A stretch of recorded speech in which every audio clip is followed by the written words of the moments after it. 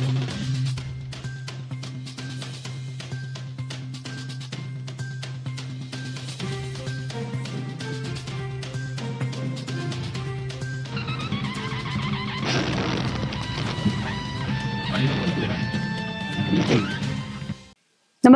आपण पाहता Hirkani news. Hirkani news प्रत्येक क्षण ताज्या घडामोडी आणि महत्त्वाच्या प्रत्येक बातमीसाठी नेहमी तत्पर. पतसंस्थेत खोट्या सह्या करून 1.25 कोटीचा अपहार.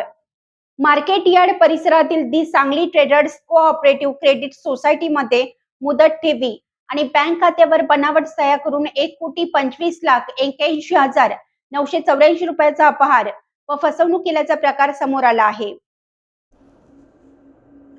या प्रकरणी कोल्हापूर येथील महिला व्यापाऱ्यांच्या तक्रारीवरून त्यांच्या भावासह पतसंस्थेच्या शाखा अधिकाऱ्यांवर विश्रामबाग पोलीस ठाण्यात गुन्हा दाखल करण्यात आला आहे. पोलिसांनी दिलेल्या माहितीनुसार 18 फेब्रुवारी 2021 ते 8 ऑगस्ट 2024 या कालावधीत ही फसवणूक झाली.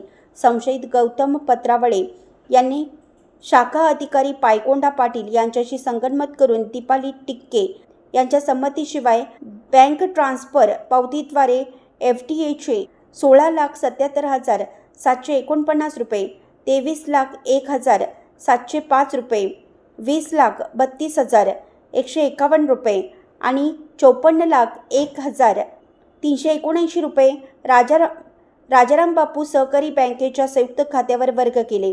त्यानंतर संशयित पत्रावळे यांनी टिक्के यांच्या बनावट सह्या करून त्यांच्या ठेव पावत्यावरील व बँक खात्यावरील एकूण 1,कोटी,25,81,984 रुपये परस्पर काढून घेत फसवणूक केली.